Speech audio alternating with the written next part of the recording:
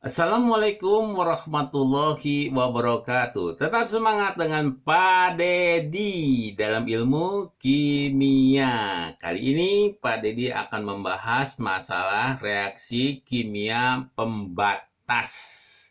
Jadi untuk reaksi kimia tidak selalu ya reaksinya itu habis kedua-duanya ya, tapi dapat dimungkinkan bahwa ada yang habis terlebih dahulu dan yang lainnya akan tersisa.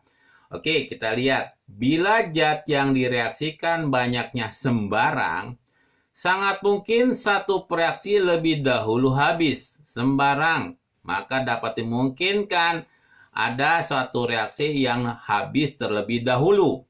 Sedangkan reaksi yang lain tersisa. Reaksi yang habis lebih dahulu dinamakan reaksi pembatas ya. Untuk lebih detailnya lagi, kalian lebih memahaminya, maka dengan demikian kita coba soal. Bila 13 gram Zn bereaksi dengan 25,6 gram S8 dengan persamaan 8 Zn ditambah S8 menjadi 8 ZnS. Sengaja Pak Dedi sudah disetarakan. Karena kita akan mencoba atau lebih fokus lagi kepada reaksi pembatas. Di mana massa atom relatif Zn adalah 65, massa molekul relatif S8 adalah 256, dan massa molekul relatif ZnS adalah 97. Tentukan manakah reaksi pembatas. Mana reaksi yang habis lebih dahulu. Kemudian berapa gram massa reaksi yang tersisa. Kalau ada yang habis lebih dahulu, berarti yang lainnya adalah yang sisanya setelah reaksi berakhir. Berapa gram massa ZnS yang terbentuk. Produknya berapa? Ya. Untuk menentukan manakah reaksi pembatas, ya, kita lihat di sini. Ya, 13 gram Zn yang digunakan dan 25,6 gram S8 yang digunakan. Mana yang habis duluan? Zn dan S8 ini tidak bisa dibandingkan dalam bentuk satuannya gram. Tapi harus kita rubah ke mol. Jadi bagaimana Zn ini kita rubah ke mol? Yaitu dengan cara massa dikali massa dibagi mr. Jadi 13 gram kita bagi 65. Ya. Kemudian 25,6 kita bagi dengan 256. Ya. Kalau itu ya jangan bayang-bayang, tapi kita lihat lagi detailnya supaya lebih memahaminya. Ya, tadi dikatakan kita cari dulu mol. Mol Zn 13 dibagi 65 gram. Kita peroleh 0,2 mol. Mol S8 25,6 dibagi 256. 0,1 mol. Ya. Nah, kita jangan terfokus di sini terlebih dahulu. Oh, ternyata S8 itu lebih kecil. Berarti lebih sedikit ya yang menjadi habis. Belum tentu hal semacam itu. Ya. Nah, reaksi yang habis adalah unsur atau senyawa yang memiliki perbandingan koefisien yang terkecil. Jadi, kita harus membagi dulu dengan koefisien. Di mana diketahui bahwa koefisien Zn itu 8, maka 0,2 mol ini kita bagi 8. Kita peroleh adalah 0,025 mol. Perbandingan S 0,1 mol per 1,1 mol. Nah, baru kita bisa menentukan mana nilai yang paling kecil. Ternyata Zn itu mempunyai nilai yang lebih kecil, yaitu 0,25 mol, sedangkan S 0,1 mol. Oleh karena itu, ya, dapat kita simpulkan karena hasil bagi mol mula-mula dengan koefisien pada Zn lebih kecil daripada S, maka Zn merupakan reaksi pembatas. Jadi yang habis duluan adalah Zn karena jumlahnya lebih kecil. Kalau Zn-nya adalah sebagai reaksi pembatas, maka pada S8 ada sisanya dong. Berapa sisa di dalam S8 tersebut? Oke, kita tulis dulu persamaan reaksinya.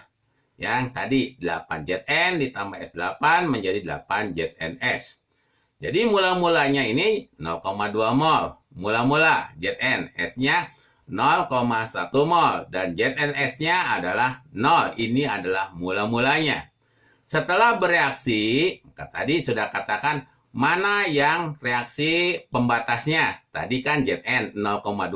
Maka kita masukkan di sini 0 ya, 1 bagi 8 ya, 1 bagi 8 kali 0,2. 0,025 mol. Ini 8 bagi 8 kali 0,2. 0,2 sama dengan ya. Nah, kita kurangi. Ya, ini kita kurangi. Ruas kiri. 0,2, 0,2, 0. 0,1 dikurangi 0,025, 0,075 mol. Ini kalau sebelah kanan, ruas kanan ditambah karena reaksi berlangsung dari kiri ke kanan. Maka di sini adalah 0,2 mol. Sekarang adalah berapa massa sisanya S8? Ini kan 0,075 mol. Ya, nah, sisanya 0,075 mol. Dikalikan MR-nya, ya, MR-nya itu kan 256. Maka 0,075 mol kita kalikan 256. Maka kita akan memperoleh S8 yang tersisa itu adalah 19,2 gram yang tersisanya. Ya, kalau nanti ditanyakan yang bereaksinya berapa, ya kalikan saja 25,6 dikurangi 19,2. Itulah reaksi yang bereaksi gitu kan. Nah, kemudian sekarang berapa hasilnya? Ya, berapa hasilnya? Ya, berapa gram ZS yang terbentuk? Kan tadi di sini sudah kita dapatkan 0,2 mol. 0,2 mol kita kalikan saja dengan MR daripada ZNS 97. Maka kita akan mendapatkan 19,4 gram. Maka kita sudah bisa menjawab ketiga soal tersebut. Oke, ya tadi apabila dalam soal tersebut kita ketahui bentuknya adalah gram. Bagaimana kalau kita ketahui volume dan konsentrasi? Ya, di sini kita soal yang kedua, ya. 100 ml larutan CaOH 2 kali 0,1 molar. Direaksikan dengan 100 ml larutan HCl 0,1 molar, sama-sama 0,1 molar. Sesuai reaksi CaOH 2 kali ditambah 2 HCl menjadi CaCl2 ditambah 2 H2O. Ini sudah Bapak serahkan. Sama pertanyaannya, manakah reaksi pembatasnya, berapa gram reaksi yang tersisa setelah berakhir, kemudian berapa CaCl2 yang terbentuk. Oke, ya. Ini agak sedikit di awalnya yang agak sedikit berbeda, ya. Caranya kalau tadi untuk merubah mol itu dengan cara gram dibagi MR atau AR, ya. Tetapi karena di sini tidak gram, maka sebetulnya untuk mencari mol, ya, untuk mencari mol tinggal dikalikan volume dikalikan konsentrasi. Karena berhubung di sini volumenya adalah mililiter, maka satuan akhirnya adalah milimol, ya, milimol. 100 kali 0,1 molar, 10 milimol. 100 kali 0,1 molar, 10 milimol. Nah, mol CaOH 2 kali dengan mol HCl sama. Nanti jadi bahan pertanyaan, Pak, bukankah yang terkecil itu, ya? Ini nggak ada yang terkecil, Pak. Sama saja 10 milimol, 10 milimol. Bapak ingatkan kembali, belum sampai di situ dulu. Bagi dulu dengan koefisien. Nah, CaOH 2 kali 10. Kan koefisiennya 1 bagi 1 berarti 10 milimol. Kemudian HCl, nah koefisiennya 2. 10 milimol bagi 2 sama dengan 5 milimol. Mana coba yang paling kecil? HCl. Jadi dengan demikian dapat kita simpulkan, karena hasil bagi mol mula-mula dengan koefisien pada HCl lebih kecil daripada CaOH 2 kali, maka HCl merupakan reaksi pembatasnya. Jadi HCl-nya adalah reaksi pembatasnya. Kemudian kalau begitu CaOH 2 kali ada sisa dong. Oke, kita cari sekarang berapa ya sisa dari CaOH 2 kali. Oke. CaOH 2 kali dengan persamaan ditambah 2 HCl menjadi CaCl2 ditambah 2 H2O. Mula-mula sini 10 milimol, 10 milimol. Tadi kan sudah kita hitung. Ini karena mula-mula ruas kanan 00. Reaksi berlangsung dari kiri ke kanan. Ya, jadi yang ke kanan sebelum mula-mula belum ada apa-apa. Nah, sekarang kita yang habis duluan kan HCl. Jadi yang menjadi acuannya HCl 10. Maka di sini 1/2 kali 10. 1/2 kali 10 berarti 5. Ini 1/2 kali 10. Berarti 5 juga. Ini 2/2 kali 10. Berarti 10. Nah, 10 dikurangi 5, 5. 10 dikurangi 10, 0. Nah, sini 0 ditambah 5, 5 mol. 0 ditambah 10, 10 milimol. Jadi, berapa massa CaOH 2 kali? Biasa, mol dikalikan dengan massa molekul relatif. 5 milimol ya dikalikan 64, maka kita akan memperoleh 320 miligram.